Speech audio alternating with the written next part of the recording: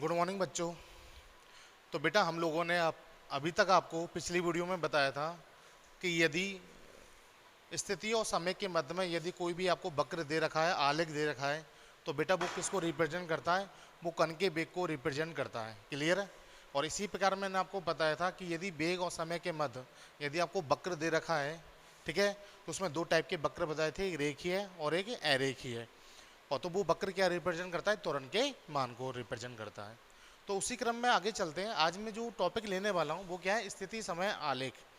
यानी आपको मैं विभिन्न प्रकार के स्थिति और समय के मध्य में वक्र बताऊंगा कि यदि आपको वक्र दे रखा हो तो आप उस वक्र को देख के बता सकते हो कि जो वेग है वो किस टाइप का है, यानी वेग धनात्मक है या ऋणात्मक है, उसका त्वरण कैसा है, धनात्मक है या ऋणात्मक है।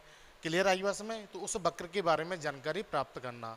तो स्थिति समय आलेख के मध्य जो आज मैंने टॉपिक लिया है, इसमें मैं आपको विभिन्न प्रकार के वक्र बताऊंगा और वो वक्र क्या रिप्रेजेंट करता है। यानी किसी भी वक्र को देख के आप बता सकते हो कि ये वक्र क्या कहना चाह रहा है। जैसे मैं आपको एग्जांपल देता हूँ। बेटा कोई फोटो होता है, क्लियर, जैसे एक फ़ोटो लेता हूँ मैं। एक फ़ोटो मैंने हाथ में लिया और वो फ़ोटो मैंने देखा कि एक भगवान है और उसने हाथ में डमरू ले रखा है और त्रिशूल ले रखा है और उसके बालों में से होकर पानी निकल रहा है। तो हम उस फोटो को देख के फटाफट बता देते हैं कि भगवान शिव की फ़ोटो है। क्लियर बेटा? इसी प्रकार किसी वक्र को देखकर बताना कि इसका त्वरण कैसा है, इसका वेग कैसा है, इसकी स्थिति कैसी है, उसके बारे में बताना। ये सब किसके बारे में सीखेंगे हम? स्थिति समय आलेख के बारे में। तो इसमें बेटा मैं आपको 6 वक्र बता रहा हूँ और 6 वक्र के बारे में बताऊंगा कि उस वक्र को अपन किस प्रकार से पढ़ते हैं। क्लियर? तो जिस प्रकार से देखो, पहला वक्र है और स्थिति और समय के मध्य बनाएंगे। तो जैसे पहला वक्र लिया,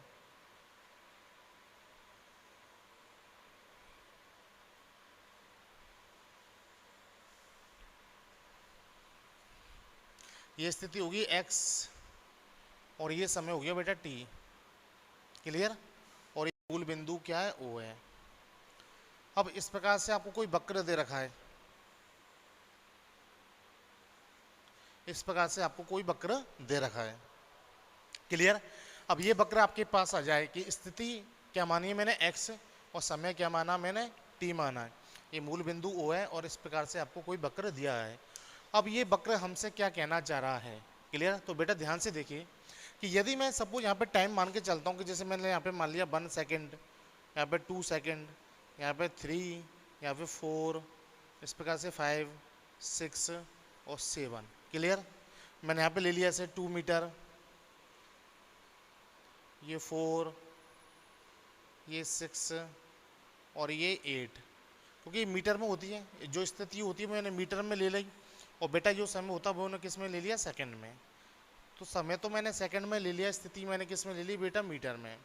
तो देखो ये वक्र क्या कह रहा है, हम क्या देख रहे हैं कि जब 1 सेकंड पर होते हैं, सबसे पहले जीरो से स्टार्टिंग करते हैं। जब t इक्वल टू 0 सेकेंड है तब कण की स्थिति कितनी है? 8 मीटर। जब t इक्वल टू 1 सेकेंड होता है तब भी कण की स्थिति कितनी है बेटा? 8 मीटर। जब t इक्वल टू 2 सेकेंड होता है तब भी कण की स्थिति कितनी है? 8 मीटर। और जब t इक्वल टू 3 सेकेंड होता है तब भी कण की स्थिति कितनी है? 8 मीटर। जब t इक्वल टू 5 सेकेंड होता है तब भी कण की स्थिति क्या है? 8 मीटर।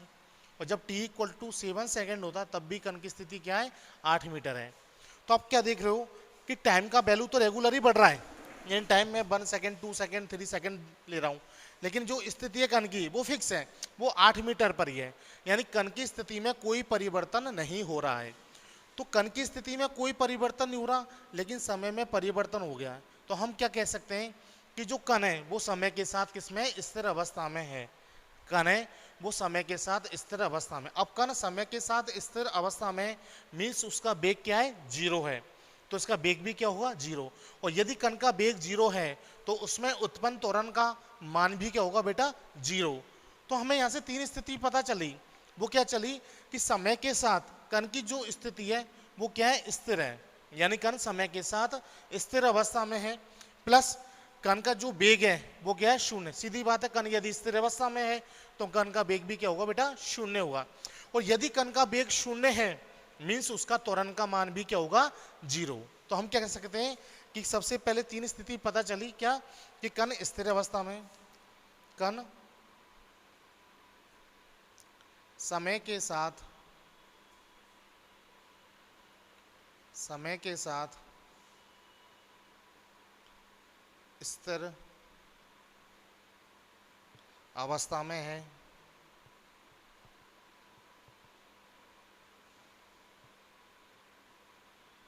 क्लियर? अच्छा, दूसरी बात क्या पता चली? कण का वेग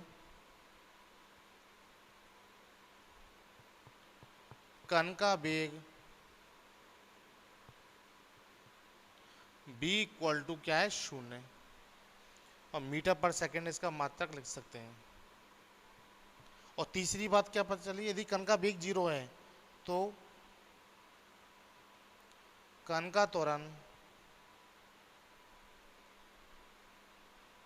इक्वल टू 0 मीटर पर सेकेंड स्क्वायर है। तो बेटा इस ग्राफ को देखा मैंने, यदि ऐसा ग्राफ आ जाए और ऐसा ग्राफ आ जाए तो आप उसको देख के क्या बताओगे कि सर कण एक तो स्थिर अवस्था में है, कण का वेग 0 है और कण का त्वरण भी क्या है? 0 है। क्लियर बेटा? तो ये मैंने आपको फर्स्ट ग्राफ बताया कि इस प्रकार से यदि आरेख आ जाए आपके पास में, वक्र आ जाए, तो उस वक्र को देख के आप क्या क्या उसके बारे में बता सकते हो। तो ये 3 बातें हैं जो उस वक्र के बारे में आप बता सकते हो। क्लियर बेटा? दूसरा वक्र लेते हैं, सेकंड। तो सेकंड मैंने वक्र लिया कि यदि आपको स्थिति और समय के मध्य में इस प्रकार से कोई वक्र दे रखा है, ये स्थिति ले ली मैंने x और ये समय ले लिया मैंने t, और ये मूल बिंदु क्या है? O है। अब यदि आपको स्थिति और समय के मध्य में वक्र इस प्रकार से दिया गया है, इस प्रकार से आपको कोई वक्र दिया गया है स्थिति और समय के मध्य में, तो ये वक्र क्या रिप्रेजेंट करता है? क्लियर? तो देखो सबसे पहले हम क्या देख रहे हैं कि जैसे मैंने यहाँ पे समय लिया 1 सेकेंड, यहाँ पे 2, यहाँ पे 3, इधर 4, इधर 5, इधर 6, ऐसे ही मैंने इधर लिया 2, 4, 6, 8, 10। ये सारी क्वांटिटी मैंने मीटर में ली इधर, और इधर सारी क्वांटिटी मैंने किस में ली? सेकंड में। तो हम क्या देख रहे हैं बेटा कि जैसे जैसे समय बढ़ रहा है, जैसे आप बात करें 1 सेकंड पर, तो 1 सेकंड पर कण की स्थिति कितनी है? 2 मीटर। यदि 2 सेकंड की बात करें तो कण की स्थिति कितनी है? 4 मीटर। यदि 3 सेकंड की बात करें तो कण की स्थिति कितनी है? 6 मीटर। यदि अपन 4 सेकंड के लिए बात करें तो कण की स्थिति कितनी है? 8 मीटर। तो हम क्या देख रहे हैं कि जैसे जैसे समय बढ़ रहा है वैसे वैसे कण की स्थिति बढ़ रही है, यानी कण का जो विस्थापन है वो समय के साथ में बढ़ रहा है। तो कण का विस्थापन समय के साथ में बढ़ रहा है, पहली बात तो ये। और दूसरा ये स्लोप है। कल मैंने पिछली वीडियो में मैंने आपको बताया था कि यदि आपको स्थिति और समय के मध्य में यदि आपको इस प्रकार से कोई स्लोप दी गई है तो वो स्लोप किस बात को रिप्रेजेंट करती है? यानी वक्र का ढाल, ये वक्र का ढाल होता है। तो वक्र का ढाल किस बात को रिप्रेजेंट करता है बेटा? कण के वेग को। क्लियर? अब देखो कण के वेग को रिप्रेजेंट कर रहा है, प्लस क्या बता रहा है कि कण का वेग प्रत्येक बिंदु पर कैसा है? नियत है। तो यहाँ पर यदि कण का वेग निकालेंगे तो दूरी बटे समय, यानी 2 में 1 का भाग देंगे तो क्या आएगा? 2। इधर 4 में 2 का भाग देंगे तब भी 2 आ रहा है। इधर 6 में 3 का भाग देंगे तब भी 2 आ रहा है। इधर 8 में 4 का भाग देंगे तब भी कितना है? 2 मीटर पर सेकंड। तो हम क्या देख रहे हैं कि जो वक्र का ढाल है वो वेग को रिप्रेजेंट कर रहा है, प्लस जो वेग है वो वक्र के प्रत्येक यानी ढाल के प्रत्येक बिंदु पर कैसा है? नियत है। क्लियर? यानी जो कण है वो एक नियत वेग के साथ में, जो कण है वो एक नियत वेग के साथ में क्या है? गतिशील है। और मैंने आपको बताया था कि यदि कोई भी कण नियत वेग के साथ गतिमान है, गतिशील है, तो बेटा उसका त्वरण हमेशा क्या होता है? 0 होता है। यानी उसमें उत्पन्न त्वरण क्या होता है? 0 होता है। क्योंकि मैंने आपको बताया था कि यदि b इक्वल टू कॉन्स्टेंट है, चूंकि मैंने आपको बताया था कि dB अपॉन dt किसको रिप्रेजेंट करता है? a को। अब यदि b का मान क्या है? नियत है, तो a का मान क्या हो जाएगा बेटा? 0। तो a इक्वल टू क्या हो जाएगा? 0। कब? जब b इक्वल टू कितना हो? नियत। क्योंकि नियत का हम जब भी अपकलन करते हैं तो उसकी वैल्यू हमेशा क्या मिलती है? 0 प्राप्त होती है। क्लियर बेटा? तो यहाँ से एक बात क्लियर होगी कि जो कण है वो समय के साथ में गतिशील है और वो एक नियत वेग के साथ में गतिशील है, प्लस जो कण का त्वरण है वो क्या है? 0 है। तो हम क्या लिखेंगे? इसमें 2-3 बिंदु लिखेंगे, और वो 2-3 बिंदु क्या लिखेंगे मैं बता देता हूं आपको। तो पहला बिंदु क्या होगा आपका कि कण नियत वेग से गतिशील है, तो कण नियत वेग से गतिशील है। और दूसरा बिंदु क्या हुआ कि कण का त्वरण इक्वल टू क्या है, 0। तो दो बात पता लगी। एक तो इस प्रकार से यदि आपके पास ग्राफ आ गया और स्थिति और समय के मध्य में यदि वक्र दे रखा है तो आप क्या बताओगे, सर कण नियत वेग से गतिशील है प्लस कण का त्वरण क्या है, 0 है। क्लियर बेटा। तो यहाँ पे मैंने अभी आपको दो ग्राफ बताए। इन दोनों ग्राफों को देख के यदि कभी भी ये दोनों ग्राफ आए तो आप बता सकते हो क्लियरली कि ये ग्राफ क्या रिप्रेजेंट कर रहे हैं। ऐसा ही तीसरा ग्राफ लेते हैं।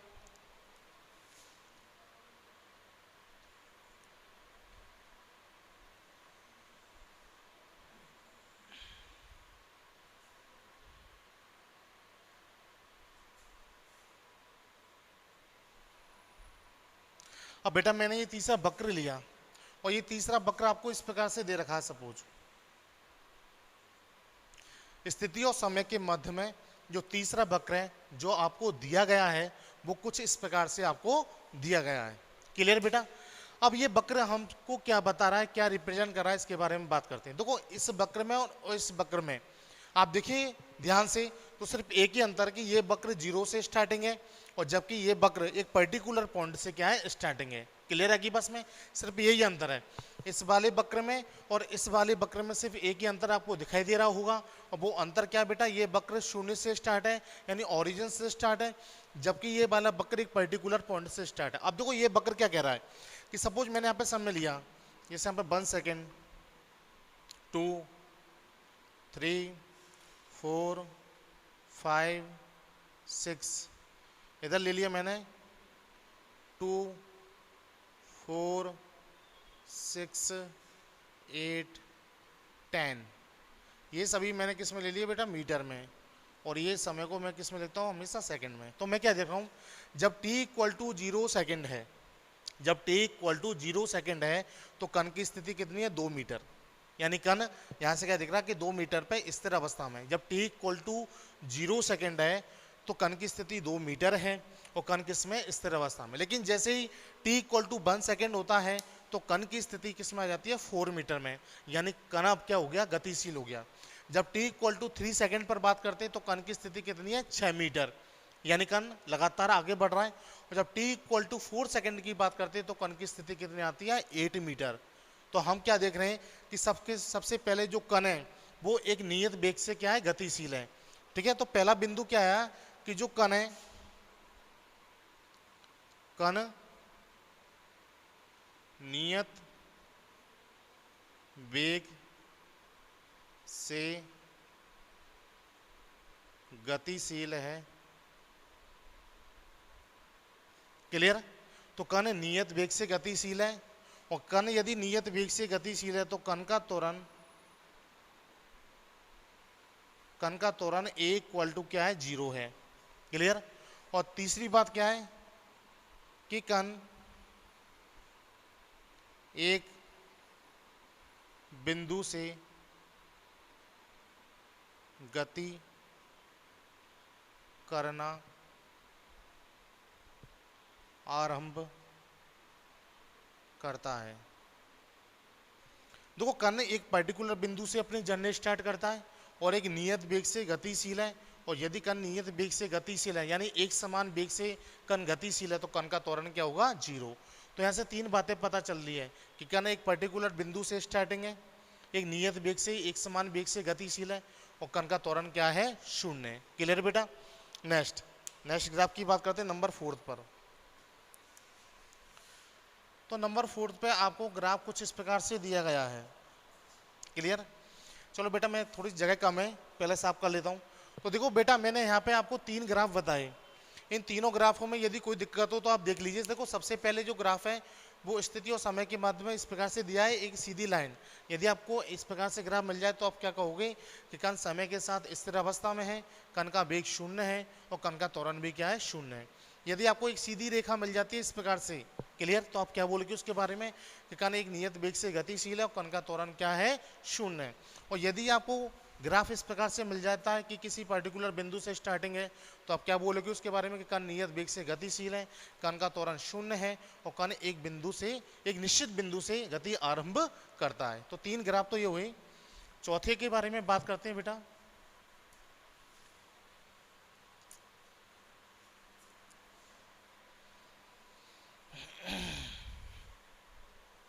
तो वक्र चौथे के बारे में बात करते हैं, वक्र नंबर 4 पे।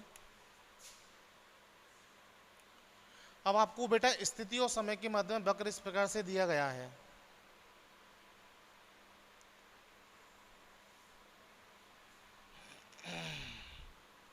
ये x हो गया, ये t हो गया, और आपको कुछ जो वक्र है वो इस प्रकार से दिया गया है। इस प्रकार से कोई वक्र आपको दिया गया है बेटा। अब ये वक्र क्या बता रहा है हमें, क्या बात रिप्रेजेंट कर रहा है, उसके बारे में अपन बात करते हैं। क्लियर?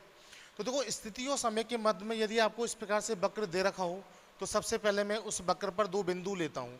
सबसे पहले ये किस टाइप का वक्र है, हमने पिछले वीडियो में पढ़ा था कि बेटा ये स्थिति और समय के मध्य में यदि आपको इस प्रकार से वक्र दिया गया हो तो वो किसको बता रहा है, अरेखीय है। किस प्रकार का ग्राफ है ये, अरेखीय ग्राफ है। अरेखीय क्या है, वक्र है। अब बेटा इस पर मैं 2 बिंदु ले लेता हूँ। तो मैंने बिंदु एक तो इधर ले लिया, ये बिंदु ए ले लिया, और यहां पर मैंने बिंदु बी ले लिया। तो मैंने इस वक्र पर 2 बिंदु ले लिए। 2 बिंदु लेने के बाद मैं क्या बना रहा हूं, इन पर एक स्पर्श रेखा खींच रहा हूं। क्लियर? तो एक स्पर्श रेखा खींचते हैं और मैंने ये स्पर्श रेखा यहां पर खींची है। बिंदु ए को स्पर्श करते हुए मैंने एक रेखा यहां से खींची। इसी प्रकार बिंदु बी को स्पर्श करते हुए एक रेखा इधर भी बनाई। तो मैंने 2 रेखा खींची, एक तो बिंदु ए को स्पर्श करती हुई और एक बिंदु बी को स्पर्श करती हुई। अब यहाँ पर मैं वक्र का ढाल लेता हूँ कि वक्र का ढाल इधर क्या आ रहा है। क्लियर? तो वक्र का ढाल लेने के लिए मैंने इस प्रकार से एक रेखा खींची और ये मैंने मान लिया यहाँ पर θ1 कि वक्र का ढाल यहाँ पर कितना है, θ1, और इधर मैंने मान लिया कि वक्र का ढाल कितना दे रखा है, θ2। क्लियर? तो सबसे पहले मैंने क्या किया, इस वक्र के बारे में बताने के लिए मैंने 2 बिंदु लिए वक्र पर, बिंदु ए और बिंदु बी। बिंदु ए पर मैंने एक स्पर्श रेखा खींची, इसी प्रकार मैंने बिंदु बी पर भी बेटा एक स्पर्श रेखा खींची। फिर मैंने क्या लिया, वक्र का ढाल लिया, यहाँ पर मैंने θ1 ले लिया, यहाँ पर θ2। तो इस वक्र को देख के आपको क्या लग रहा है कि यहाँ से एक बात क्लियर हो रही है। क्या बात क्लियर हो रही है कि θ2 इज ग्रेटर देन θ1 से। ये बात तो साफ सुथरी दिखाई दे रही है बेटा कि θ1 का मान कम है जबकि θ2 का मान क्या है, ज्यादा। ये ज्यादा एंगल है, ये कम है। तो θ2 इज ग्रेटर देन क्या है, θ1 है। अब मैं दोनों तरफ क्या ले रहा हूं मैं, tan θ। तो यहाँ पर tan लिया मैंने, तो ये हो गया tan θ2 इज ग्रेटर देन, यहाँ पर क्या हो गया, tan θ1। ले ले दोनों तरफ tan। अब देखो यदि स्थिति और समय के वक्र, यदि स्थिति और समय के मध्य में यदि वक्र दिया गया है तो वक्र का ढाल किस बात को रिप्रेजेंट करता है, कण के वेग को। तो मैं यहाँ पे लिख सकता हूँ कि v2 इज ग्रेटर देन क्या है, v1। तो यहाँ से एक बात क्लियर होगी कि v2 इज ग्रेटर देन क्या है, v1। और v2 is greater then v1 इसका मतलब क्या हुआ कि समय के साथ में जो वेग का मान है वो क्या है, बढ़ रहा है। और जो वेग का मान क्या आ रहा है, धनात्मक आ रहा है, यानी समय के साथ में वेग का मान बढ़ रहा है। और यदि समय के साथ में वेग का मान बढ़ता है इसका मतलब क्या हुआ कि कण का त्वरण हमेशा कैसा आता है, धनात्मक। यदि वेग नियत रहता है तो कण का त्वरण कैसा होता है, शून्य होता है। और जबकि यहाँ पे क्या देख रहे हैं हम कि समय के साथ में कण का वेग बढ़ रहा है, को समय के साथ में कण का वेग बढ़ने का मतलब है कि जो त्वरण है तो ए का मान कैसा आएगा, पॉजिटिव यानी धनात्मक। क्लियर? तो देखो हम इसके बारे में क्या लिख सकते हैं कि पहला बिंदु तो लिखेंगे कि दिया गया ग्राफ, दिया गया वक्र अरेखीय है। दूसरी बात क्या है, समय के साथ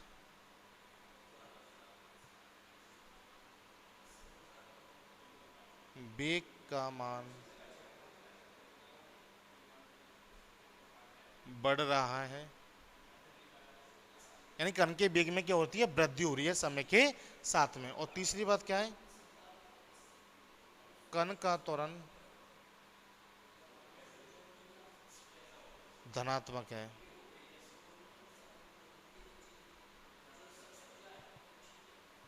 तो कण का त्वरण धनात्मक है। तो बेटा तीन बातें पता चल रही है, दिया गया वक्र अरेखीय है, समय के साथ में कण के वेग के मान में वृद्धि हो रही है।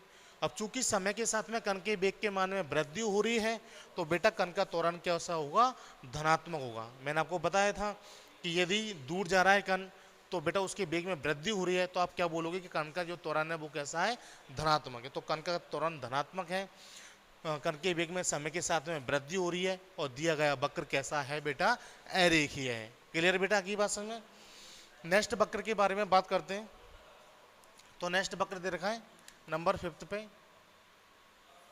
कि यदि आपको स्थिति और समय के मध्य में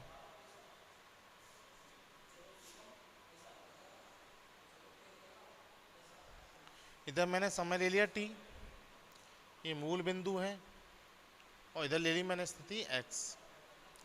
अब यदि आपको वक्र इस प्रकार से दिया गया है, इस प्रकार से कोई वक्र आपको दिया गया है, यानी स्थिति और समय के मध्य में वक्र आपको इस प्रकार से दिया गया है, तो दिया गया ग्राफ भी कैसा है, अरेखीय है, ये पता चल रहा है। अब इस पर इसकी स्थिति के बारे में बात करने के लिए मैं क्या कर रहा हूँ, दोबारा से इस पर मैं दो बिंदु लेता हूँ, ठीक है। तो मैंने बिंदु ए लिया और यहां पर मैंने बिंदु क्या लिया, बी लिया। तो मैंने दो बिंदु लिए। अच्छा, इन दोनों बिंदुओं पर मैं स्पर्श रेखा खींचूंगा, तो मैंने एक स्पर्श रेखा तो इधर खींच दी, एक स्पर्श रेखा मैंने इधर खींच दी। तो यहां पर दो स्पर्श रेखा खींच दी मैंने, बिंदु ए पर और बिंदु बी पर। अब यहां पर मैं क्या लूंगा, वक्र का ढाल। तो वक्र का ढाल लेने के लिए मैंने ऐसे और इस प्रकार से, ये मैंने क्या मान लिया, वक्र का ढाल इधर θ1, इधर वक्र का ढाल मैंने क्या मान लिया बेटा, θ2। क्लियर। तो इस वक्र से आपको क्या पता चल रहा है, तो इस वक्र से हम क्या देख रहे हैं बेटा कि θ2 यानी θ1 का मान अब क्या है, ज्यादा। तो θ1 इज ग्रेटर देन है किससे, θ2 से। साफ सुथरा दिख रहा है कि θ1 का मान ज्यादा है जबकि θ2 का मान क्या है, कम है। अब यदि दोनों तरफ मैं tan लेता हूं तो इधर क्या जाएगा, tan θ1 is greater than tan θ2। Clear. और यदि स्थिति और समय के मध्य में यदि आपको वक्र दे रखा है तो उसका जो टेंजेंट है यानी वक्र का ढाल है वो किस बात को रिप्रेजेंट करता है, वेग को। तो यहाँ पे क्या जाएगा कि b1, ये b1 को रिप्रेजेंट कर रहा है और ये b2 को रिप्रेजेंट कर रहा है। तो यहाँ पे क्या क्या कि b1 इज ग्रेटर देन क्या है, b2, यानी b1 का मान ज्यादा है किससे, b2 से। तो यहाँ से क्या बात पता चल रही है कि समय के साथ में वेग के मान में क्या हो रही है, कमी, यानी b1 का मान ज्यादा आ रहा है जबकि b2 का मान क्या आ रहा है, कम। इसका मतलब b3 का और भी कम आएगा। इसका मतलब क्या हुआ कि समय के साथ में वेग के मान में कमी हो रही है। और यदि समय के साथ में वेग के मान में कमी हो रही है, इसका मतलब क्या हुआ कि जो त्वरण है उसका मान कैसा है बेटा, ऋणात्मक। यदि समय के साथ में वेग के मान में कमी होती है तो त्वरण का मान कैसा आता है बेटा, ऋणात्मक आता है, ऋणात्मक आता है। क्लियर आ गई बात समझ में। क्लियर। तो यहां से देखो क्या बात पता चली कि पहली बात तो आपको पता चली कि वक्र दिया गया आलेख अरेखीय है। दूसरी बात क्या है, समय के साथ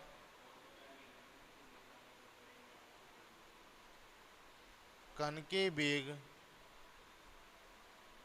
में कमी हो रही है। और तीसरी बात क्या है, कण का त्वरण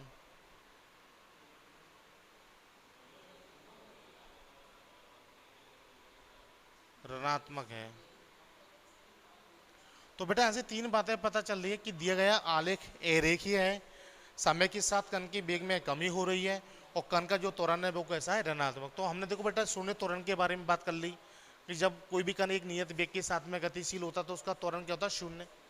अच्छा, हमने धनात्मक त्वरण के बारे में बात कर ली और इधर ऋणात्मक त्वरण के बारे में भी बात कर चुके हैं।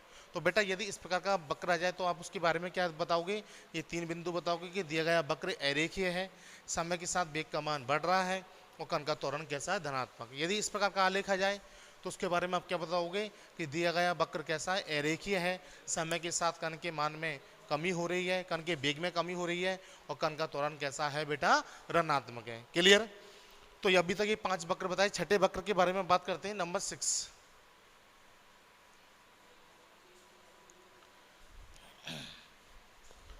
तो देखो इधर नंबर 6 पर कि यदि आपको अब वक्र इस प्रकार से आ जाए, ये लास्ट है, तो नंबर 6 पे देखिए कि यदि आपको स्थिति और समय के मध्य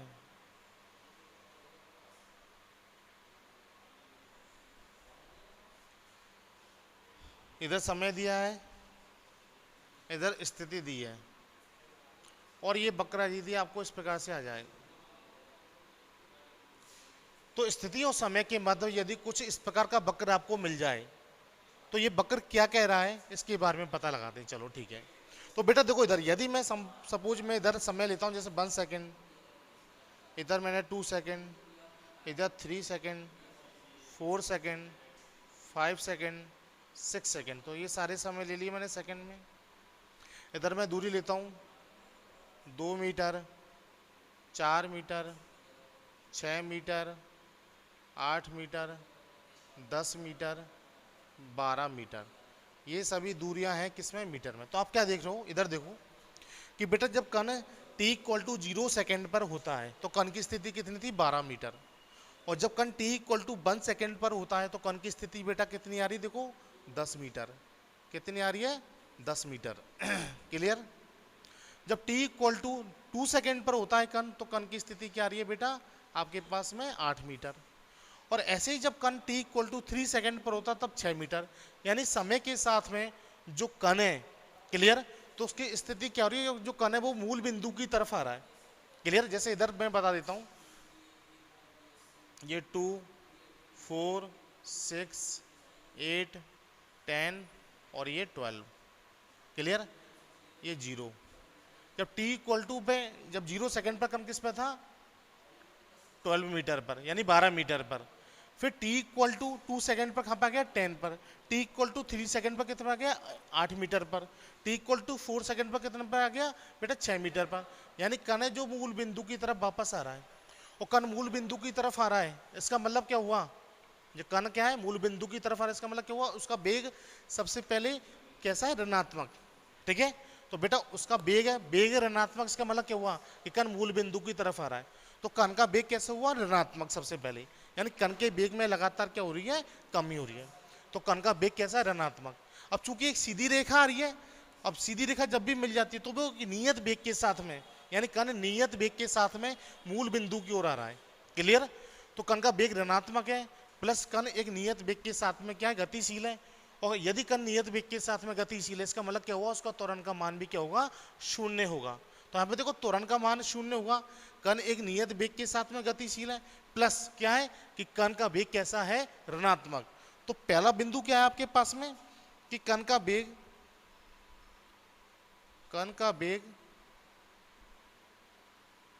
ऋणात्मक है। दूसरा बिंदु क्या है कि कण नियत वेग से गतिशील है, और तीसरा बिंदु क्या आया कि कण का त्वरण A= क्या है, 0। तो कण का त्वरण A= क्या है, 0 है, कण नियत वेग से गतिशील है, प्लस कण का वेग कैसा है बेटा, ऋणात्मक। तो बेटा मैंने आज आपको 6 वक्र के बारे में बताया कि यदि आपको स्थिति और समय के मध्य में विभिन्न प्रकार के यदि वक्र दिए गए हों तो आप क्लियरली बता सकते हो कि उसका त्वरण क्या होगा, उसका वेग क्या होगा, कण की स्थिति क्या है, कण मूल बिंदु पर आ रहा है या फिर मूल बिंदु से दूर जा रहा है। क्लियर बेटा। तो आज मैंने आपको इन 6 वक्र के बारे में बताया जो कि स्थिति और समय के मध्य में दे रखे थे। इसी प्रकार से मैं कल आपको बताऊंगा कि यदि वेग और समय के मध्य में यदि आपको विभिन्न प्रकार के वक्र दे रखे हों तो वो वक्र क्या बात है, रिप्रेजेंट करते हैं। क्लियर। वो वक्र क्या शो करते हैं, इसके बारे में अपन कल डिस्कस करेंगे। आज के लिए धन्यवाद।